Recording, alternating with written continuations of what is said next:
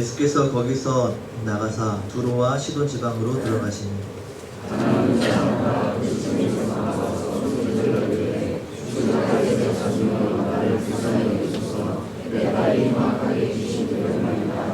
예수는 한 말씀도 대답하지 아니하시니 제자들이 와서 청하여 말하되 그 여자가 우리 뒤에서 소리를 지르오니 그를 보내소서.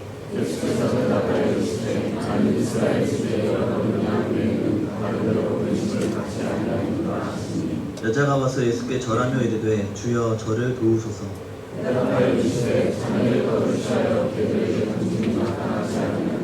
여자가 이르되 주여 올소이다마는 개들도 제 주인의 상에서 떨어지는 부스러기를 먹나이다 하니 예수께서 대답하여 이르시되 여자여 내 믿음이 크도다 내 소원대로 되리라 하시니 그때로부터 그의 딸이 나으니라.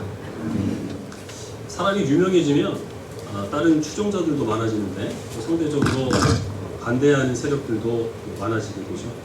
예수님께서 이적을 행하시고 말씀을 전하시고 하는 그 일들이 널리 알려지면서 예수님을 따르는 추종자들도 많이 생겼지만 또 상대적으로 예수님을 반대하고 경계하는 무리들도 많이 생기게 됐습니다.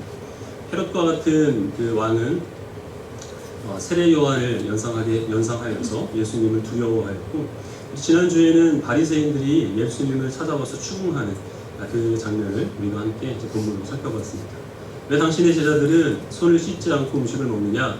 그렇게 하면 부정하게 되는 것 아니냐? 이것을 따져 물었죠.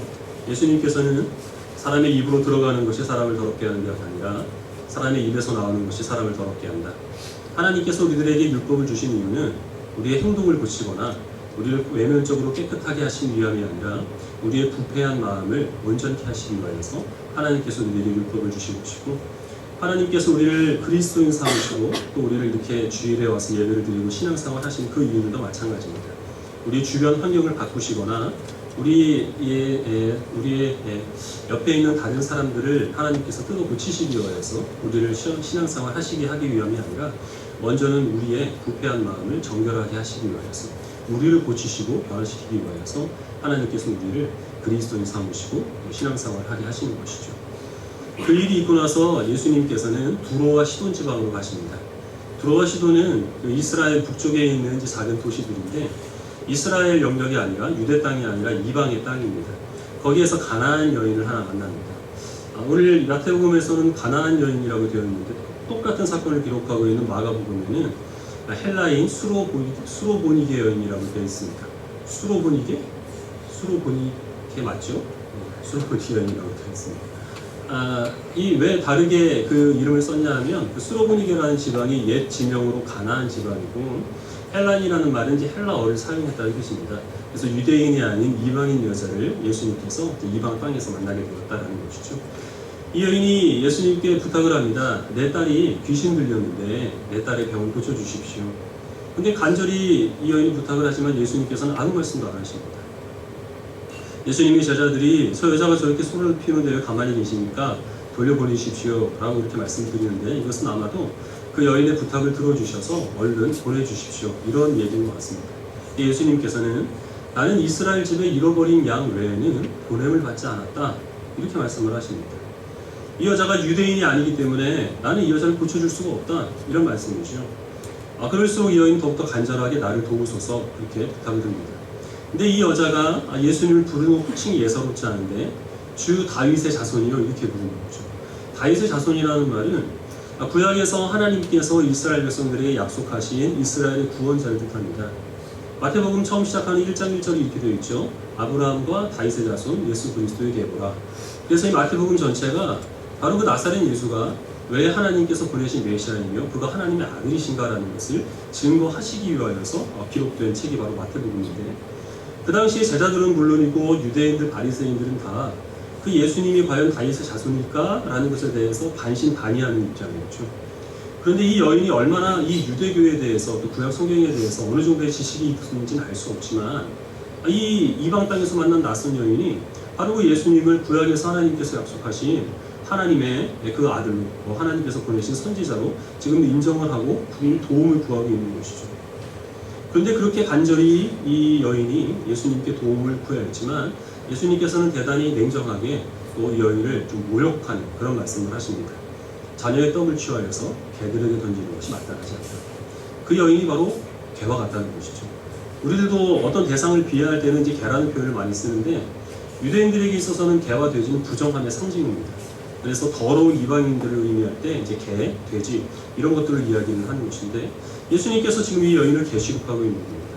우리 같으면 어떻게 할까요? 더러워서, 그렇죠? 치사해서 부탁을 안 하고 말지. 아니면 이런 생각을 가질 텐데 이 여인은 그렇지 않았습니다. 무엇이라고 얘기를 하냐면 올소이다 라고 얘기합니다. 예수님께서 하신 말씀이 맞습니다. 나는 개와 같습니다.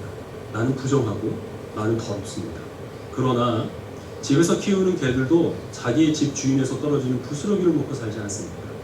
그 부스러기와 같은 은혜를 나에게 허락만 해주셔도 내 딸이 낫겠습니다. 이렇게 고백을 합니다. 그러자 예수님께서는 그 여인의 믿음이 크다라고 칭찬을 하시고 그 여인의 소원을 들어주시죠. 그 딸의 병을 고쳐주시고 예수님께서는 어차피 병을 고쳐주실 건데 왜 그 앞에 나는 유대인이 아니기 때문에 이 여인의 병을 고쳐줄 수가 없고 이 여인은 개와 돼지와 같은 더러운 이방인이다 이런 말씀을 하셨을까요? 이것은 예수님께서 이 여인에 대해서 갖고 있는 그 본래의 예수님의 본심이 아니라 유대인들이 지금 갖고 있는 그 마음을 예수님께서 간접적으로 대신 표현을 하신 겁니다. 두로와 시돈이라고 하는 지방은 어떤 지방이냐 하면 바알 우상의 본거지입니다. 이스라엘 백성들이 오랜 세월 동안 이방의 압제를 받게 되고 하나님의 심판을 받았던 이유가 가나안 땅에 들어가서 하나님과 더불어서 이 바알 우상을 섬겼기 때문이죠. 그래서 유대인들의 입장에서 두로와 시돈 지방은 하나님의 심판과 저주를 받아야 될 유대의 원수된 나라, 그 대명사죠. 거기에서 이 여인이 특히 가나안 여인입니다. 가나안이라고 하는 것은 하나님께서 아브라함에게 주신 그 이스라엘이 머물러 살게 될 기업으로 주신 땅이죠. 그런데 하나님께서 아브라함에게 약속을 주시고 수백 년 후에 이스라엘 백성들이 가나안 땅에 들어가게 됩니다. 그런데 그 땅은 비어있는 땅이 아니었죠. 거기는 원주민들이 살고 있었습니다. 가나안에 살고 있는 원주민들은 하나님께서 이스라엘 백성들에게 그 원주민들을 진멸하고 쫓아내라 라고 말씀하실 정도로 부도덕하고 그리고 패역한 바로 그 사람들이 가나안 원주민이었습니다. 저주받은 땅에 심판받아 없어져야 될 그 민족, 그리고 그 가운데서 그 딸이 병들어서 고칠 수가 없는 이 이름 없는 여인, 그 가운데서 가장 비참한 인생을 살아가고 있는 바로 그런 사람이죠. 유대인들의 관점에서 보기에 그들은 개와 돼지와 같고 하나님의 은혜를 받을 그 어떤 가능성도 없는 사람들이에요. 그리고 예수님께서는 바로 그 지방으로 가셨습니다. 왜냐하면 바로 그렇게 갖고 있는 유대인들의 생각에 따라 예수님은 그들이 정한 대로 안식일을 지키지 않고 그들이 정한 규칙에 따라 손을 씻지 않고 음식을 먹는 더러운 사람, 그런 사람으로 낙인 찍힌 그 예수님이 바로 그 지방에 가셔서 거기에 살고 있는 가장 비참한 여인에게 그 여인이 예수님에 대한 신앙을 고백했을 때 그 여인의 그 소원을 들어주셔서 그로 하여금 하나님의 자녀로 만들어주신 것입니다. 유대인들은 더럽다, 그들은 도저히 하나님의 사랑 받을 가능성이 없다, 바로 그런 곳이라 하더라도 예수님께서 가시면, 그리고 또한 그 예수님 앞에 자신의 연약함과 부족함을 있는 그대로 고백하면 하나님께서는 그 부정한 땅을 거룩한 하나님의 백성으로, 하나님의 나라로 만들어주신다는 것이죠. 이 사건을 지금 제자들이 목격을 하고 있는데 이 목격을 한 제자들이 구약에서 한 사건을 지금 떠올리고 있습니다. 그 제자들이 아니더라도 구약 성경을 잘 알고 있는 성도님들이라면 지금 생각나고 있는 한 가지 사건이 있을 겁니다. 이런 표정이 지금 아주 좋습니다. 그거? 막 이런 표정으로 지금 계시는데요. 예, 바로 그거 맞습니다. 엘리야와 사르밧 과부 사건이죠. 엘리야 선지자는 북이스라엘의 아합 왕이 다스리고 있을 때 선지자로 부름을 받습니다. 근데 아합 왕이 다스리고 있을 때 이스라엘은 영적으로 가장 어두운 때였습니다. 이스라엘 백성들의 문제는 항상 혼합 종교였습니다. 그들은 하나님을 섬기면서 더불어서 바알 우상을 함께 섬기고 있었던 것이 문제였는데, 그런데 아합 왕 때가 되면 이 아합 왕은 이스라엘 그 나라에서 이 여호와 신앙을 뿌리채 뽑아버리고 아예 그 유일하신 신으로 바알 우상을 대신 세우려는 그런 계획을 갖고 있었습니다. 이 아합 왕의 부인이 이세벨인데 이세벨이 두로의 그 왕의 딸, 두로의 공주입니다. 그리고 그 아버지는 그 두로의 왕인 동시에 바알 우상을 섬기는 제사장이었습니다. 그래서 자기가 섬기고 있는 그 바알 우상을 이 여호와 신앙을 이제 대체하려고 선지자들을 다 죽였죠. 이거 엘리야도 죽이려고 했습니다. 그때 이 엘리야가 아합 왕에서 담대하게 하나님께서 내게 말씀하셨는데 이제 곧 가뭄이 되게 될 것이다. 그리고 하나님께서 다시 말씀하실 때까지 너희가 가뭄에 시달리게 될 것이다. 이것을 아합 왕에게 선포를 합니다. 그리고 엘리야는 그리 시냇가로 들어가죠. 거기에서 까마귀가 물어다주는 고기와 떡을 먹으면서 그렇게 생활을 합니다. 근데 이제 가뭄이 들어서 그리 시냇가가 메마르게 되었죠. 그러면 이제 엘리야가 해야 될 일은 무엇일까요? 자기가 선포한 대로 됐으니까 아합에게 가서 이스라엘 백성 앞에서 바알이 아니라, 바알은 비를 주관하는 신으로 그들이 알고 있었는데 그 바알을 섬긴다 하더라도 그 땅에 비를 내리지 못했죠. 여호와 하나님만이 참된 하나님이라는 사실을 선포하는 것이 엘리야가 해야 될 일인 것 같은데, 하나님께서 무엇이라고 말씀하시냐면 시돈 땅 사르밧에 있는 과부에 가서 그 과부에게 먹을 것을 얻어먹으며 지내라, 이렇게 말씀을 하십니다. 그래서 엘리야가 시돈 땅에 있는 사르밧의 과부를 찾아가죠. 그때 이 과부가 무엇을 하고 있었냐면 나뭇가지를 줍고 있었습니다. 엘리야가 나에게 떡을 좀 달라, 이렇게 얘기를 합니다. 그때 이 과부가 하는 말이, 우리 집에 밀가루 조금과 기름 조금이 있는데 그것이 마지막 양식이다. 그래서 지금 내가 나뭇가지를 주어서 이것으로 그 남아있는 양식을 가지고 마지막으로 떡을 해먹고 나와 내 아들이 함께 이제 죽으려고 한다, 이 이야기를 합니다. 그때 엘리야가 그런 그 조금 남아있는 떡과 기름을 가지고 떡을 만들어서 나를 달라, 이렇게 얘기합니다. 굉장히 뻔뻔스럽죠? 그러자 이 과부가 어차피 지금 죽으나 그거 먹고 죽으나 마찬가지인 거 한번 이 엘리야가 뭘 약속했느냐면, 만약에 그렇게 한다면 당신 그 밀가루통에 밀가루가 끊이지 않게 될 거고 당신의 그 기름통에서 기름이 끊이지 않게 될 겁니다, 이 약속을 합니다. 과부가 속는 셈 치고 마지막 남은 그 밀가루를 가지고 떡을 만들어서 엘리야를 대접을 합니다. 그러자 정말 엘리야가 한 말대로 그 밀가루를 아무리 퍼내도 그 통에서 밀가루가 끊이지 않고 기름을 아무리 따라내도 그 기름통에서 기름이 끓이지 않아서 그 과부와 아들이 배불리 먹고 살 수 있게 됐습니다. 나중에 이제 이 사건이 오병이어 사건으로 다시 재현이 되게 되죠. 그런데 어느 날 이 과부의 아들이 병이 들어서 갑작스럽게 죽게 됩니다. 열왕기상 17장 말씀 같이 보겠습니다.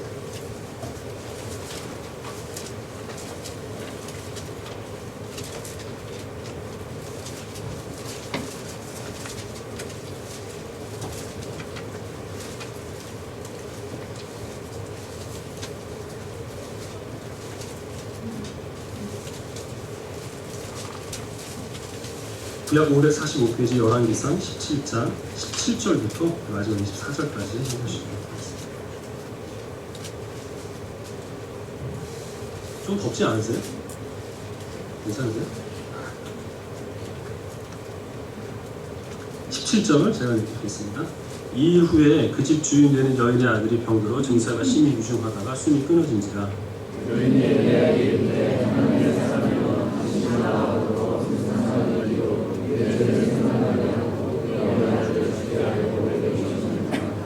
엘리야가 그에게 그의 아들을 달라 하여 그를 그 여인의 품에 받아 안고 자기가 거처하는 다락에 올라가서 자기 침상에 누이고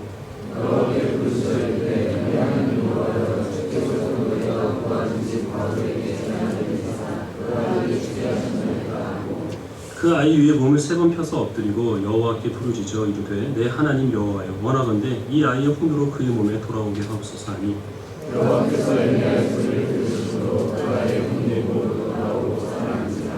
엘리야가 그 아이를 안고 다락에서 방으로 내려가서 그의 어머니에게 주며 이르되 보라, 내 아들이 살아났느니라.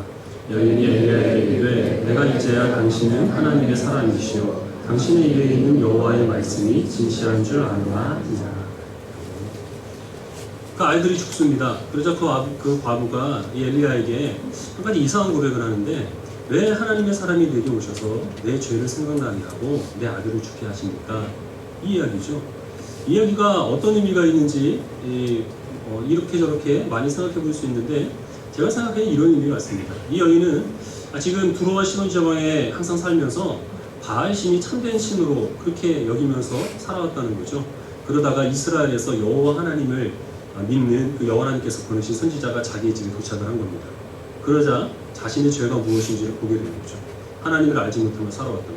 그리고 또한 그 죄 때문에 자신의 아들이 죽었다는 것에 대해서 지금 이 과부는 비통하게 여기는 것이죠. 엘리야가 이 죽은 아들을 안고 하나님께 기도를 합니다. 그리고 그 위에 몸을 3번 펴서 하나님께 간절히 기도한 끝에 이 아들이 다시 살아나는 거죠. 과부가 그 살아난 아들을 안고 고백하는 내용이 이제 마지막 절인데 다시 한번 읽어보겠습니다. 여인이 엘리야에게 이르되 내가 이제야 당신은 하나님의 사람이시오 당신의 입에 있는 여호와의 말씀이 진실한 줄 아노라 하니라. 이제야 당신은 하나님의 사람이라는 것을 알았다는 것은 이전에는 이 엘리야가 하나님 보내신 선지자라는 것을 몰랐는데 이제야 깨달았다는 것은 아니죠. 그 전에도 이미 당신은 하나님의 사람이라는 그 고백이 있습니다. 이 말은 하나님께서 보내신 하나님의 사람이 와서 하는 일은 떡과 그리고 또한 기름이 떨어지도록 그렇게 다 채워서 내 배를 만족시켜줄 그런 일을 하시는 것이 아니라 죽은 사람을 살리시고 모든 죄를 용서하시는 바로 이 죄와 그리고 또한 죽음의 문제를 하나님의 사람이 해결하여 주신다라는 것입니다. 그리고 또한 바알은 이 일을 해결할 수 없기 때문에 바알은 헛된 우상에 불과하고 오직 하나님만이 참된 신이시며 하나님이 하시는 모든 말씀이 다 진리의 말씀이라는 것을 내가 믿습니다 라고 이 과부가 고백을 하는 것이죠. 원래 이 고백은 누가 해야 되는 고백입니까? 하나님께서 거룩하게 선택하신 이스라엘 백성들, 특별히 그 가운데서 아합과 같이 권세 있는 사람들이 자기네 입술로 고백을 해야 될 내용입니다. 그런데 그 하나님께서 선택하신 거룩한 이스라엘은 하나님을 버립니다. 그리고 하나님이 보내신 선지자를 쫓아버립니다. 그래서 하나님께서 하신 것은 도무지 저런 사람에게는 하나님의 은혜가 끼칠 수 없어 라고 여겼던 바로 그 두로와 시도와 즉 바알 유상이 시작되었던 그 적진 한가운데 가서 그 가운데서 굶어 죽을 날만 기다리고 있었던 이 이름 없는 한 비참한 여인에게 하나님의 은혜와 사랑을 지금 이 엘리야를 통해서 펼쳐 보이시는 것이죠. 마태복음 15장에 있었던 그 사건과 그리고 또 오늘 지금 우리가 본 이 열왕기상 17장은 시간적으로 800년, 900년 정도 되는 긴 시간 간격이 있습니다. 그런데 일어난 일은 동일합니다. 사람들이 생각하기에 이만하면 하나님의 은혜를 받을 수 있다, 이만하면 나는 하나님의 백성이 될 수 있다 라고 스스로 뿌듯하게 여겼던 그런 사람들은 오히려 하나님을 거절하고 이런 사람에게는 하나님의 심판과 저주만이 끼칠 거다 라고 그렇게 부정하게 여겼던 사람들에게는 오히려 하나님께서 그 사랑과 은혜를 펼쳐 보이시사 그들로 하여금 하나님의 백성이 되게 하는 놀라운 은혜를 하나님께서는 베풀고 계시는 것이죠. 예수님께서 그 여인의 믿음이 크다라고 그 여인의 믿음을 칭찬하셨는데 그럼 그 여인이 갖고 있었던 믿음은 어떤 믿음입니까? 예수님께서 하신 말씀, 개에게 내 자녀의 떡을 줄 수 없다는 말에 대해서 이 여인이 옳습니다 라고 했던 바로 그 믿음입니다. 사람들의 생각으로는 나는 하나님의 사랑을 받을 자격 전혀 없습니다. 나는 하나님의 저주와 하나님의 심판을 받을 수밖에 없는 부정한 여인입니다. 그러나 하나님께서는 사람의 그 기대와 그리고 예상을 뛰어넘어 역사하시기 때문에 혹시나 하나님께 버림받은 것 같은 나에게도 하나님께서 나누어 주신 은혜가 있을지도 모른다는 사실을 이 여인은 믿고 있다는 것이죠. 그것이 바로 이 여인이 갖고 있었던 예수님께서 칭찬을 받은 큰 믿음입니다. 우리 기독교는 믿음의 종교죠. 우리 기독교만큼 믿음을 강조하는 종교가 있습니까? 우리는 예수님을 믿어 구원을 받고 우리 신자들은 믿음으로 살게 되죠. 그럼 우리가 그 믿는 그 믿음의 그 근본적인 내용은 무엇이죠? 하나님은 보는 안목이 탁월하셔서 정말 나같이 괜찮은 사람들을 하나님께서는 어떻게 그렇게 하나님의 백성으로 선택을 하셨는지 그 하나님의 탁월한 안목을 칭찬하거나 내가 아니면 누가 그리스도인이 되겠어? 내가 아니면 누가 천국 가겠어? 이런 생각은 하나님께서 원하시는 믿음이 절대 아니죠. 바로 그 사르밧에 있는 과부와 같이 가나안 여인과 같이 나는 하나님의 은혜와 사랑을 받을 수 없지만 그러나 나의 성품, 나의 능력, 나의 어떤 조건 이런 것과는 관계없이 하나님께서 주권적으로 나를 선택하여 주셨다는 것을 그것을 믿는 것이 하나님께서 원하시는 믿음입니다. 하나님께서 그렇게 모든 사람들의 예상을 뛰어넘고 하나님의 사랑 받을 자격이 없는 우리를 선택하여 주셨기 때문에 우리의 삶 가운데서 하나님께서 행하신 일도 어떤 일들입니까? 내가 생각하기에 이런 일들이 일어나면 하나님께서 나를 사랑하시고 이런 상황 속에서는 하나님이 역사하실 거야. 이런 기대를 뛰어넘어서 하나님께서는 역사하신다는 것이죠. 우리의 삶은 형통하거나 평안하거나 그렇지 않으면 하는 모든 일들이 다 꼬이거나 뭐 이런 일들의 연속이죠. 우리 그리스도인들은 어떤 일이 잘 되면 기본적으로 하나님께 감사하는 마음을 갖습니다. 하나님께서 이런 은혜를 베풀어 주신 것에도 감사한데 그런데 이 은혜를 받을 만큼 조금 내가 그래도 하나님께 뭐 이뻐 보이는 구석이 있기 때문에 그래서 하나님이 은혜를 베푸신 것으로 그렇게 얘기를 하면서 은근히 혼자 만족스러워하는 것이 모든 일들이 잘 되고 형통할 때 우리가 갖게 되는 마음이죠. 그러나 그런 것에 대한 확신이 아무리 뚜렷하다 해도 그것은 하나님께서 인정하신 믿음이 아니죠. 우리의 어떤 공로나 아니면 우리의 그 어떤 거룩의 여부와는 관계없이 하나님께서는 나를 통하여 하실 일이 있기 때문에 우리의 삶 가운데서 형통하고 풍족하고 또 평안한 삶들을 허락하여 주시는 것이죠. 때때로 일이 잘 안 될 때도 있습니다. 그러나 그런 모든 일들 속에서 우리는 하나님의 사랑을 의식하지 않고 이런 고난과 이런 어려움을 통하여서 나에게 더욱더 하나님을 닮게 하신 은혜를 허락하여 주신다는 사실을 우리가 얻게 된다면, 믿게 된다면 우리들은 바로 예수님께서 인정하신 큰 믿음을 가지고 살아가게 되는 것이죠. 지난주에 교회에서 영화를 한 편 봤는데요. 시선이라는 이제 영화인데 보지 않으신 분들이 많이 계셔서 내용을 간단하게 설명을 해드리도록 하겠습니다. 어떤 교회 선교팀에서 그 이슬람권의 어떤 나라로 봉사활동을 떠나게 됩니다. 근데 거기에서 그 나라의 이제 반군 무장 세력에 의해서 납치를 당한 거죠. 그 선교팀이. 그 무장 세력이 이제 뭘 요구를 하냐 하면 돈을 요구를 하고, 그리고 또 그 나라의 정부에 잡혀 있는 그 반군 지도자의 석방을 요구를 합니다. 만약에 그 요구를 응하지 않을 시 여기 있는 사람들을 한 사람씩 죽이겠다, 이렇게 협박을 하게 되는 거죠. 그리고 또 이 잡혀온 사람들이 교인들이라는 사실을 알아서 이 사람들이 배교를 강요를 합니다. 여호와 하나님을 부인하고 이 알라신을 자기가 하나님으로 이렇게 신앙을 고백하라는 거죠. 그리고 이제 나중에는 거기서 이제 인소라는 이제 목사님이 있었는데, 이 목사님이 순교를 각오한 분입니다. 이 순교가 자신에게 주어진 최고의 영광이라는 것을 알아서 순교하기를 원했는데, 이 목사에게 뭘 얘기를 하냐 하면 거기 잡혀온 다른 많은 그 선교팀들을 다 한 사람씩 목에 올가미를 씌워놓고 그 앞에 이제 성경책을 두고 칼을 가지고 그 성경책을 난도질하라는 거죠. 그렇게 배교 행위를 해야 뒤에 있는 다른 선교팀원들을 다 살려주겠다. 만약에 그렇게 하지 않으면 뒤에 있는 사람들을 다 죽이겠다. 이렇게 얘기를 합니다. 여러분 같으면 이제 어떤 선택을 하시겠습니까? 나는 순교를 원하고, 그래서 나는 내 신앙을 지키고 싶은데 그렇게 하면 다른 사람들이 죽죠. 그리고 또 내가 하나님을 버리고 하나님을 거역하는, 성경을 난도질하는 내 신앙과는 어긋난 그 배교 행위를 하게 되면 내 뒤에 있는 사람들은 살아나게 됩니다. 그 갈등 속에서 이 목사님은 결국에는 성경을 칼로 난도질을 하고 같이 있는 사람들을 살리게 하는 그 일을 하게 됩니다. 근데 그렇게 일을 하기 전에 그 선교팀을 안내한 현지 선교사님이 있었습니다. 지금 얘기가 조금 산만하죠? 왜 산만하냐 하면 그 영화 자체가 좀 산만합니다. 그러니까 1시간 30분 동안 많은 얘기를 거기다 하려고 그러니까 굉장히 좀 산만해서 여러분들도 그걸 보고 다 느낀 어떤 이제 점은 많이 다를 텐데, 이제 제가 느낀 점만 나름대로 말씀드리는 겁니다. 이 선교사는 과거에 그 어떤 강압에 의해서 한번 배교 행위를 했습니다.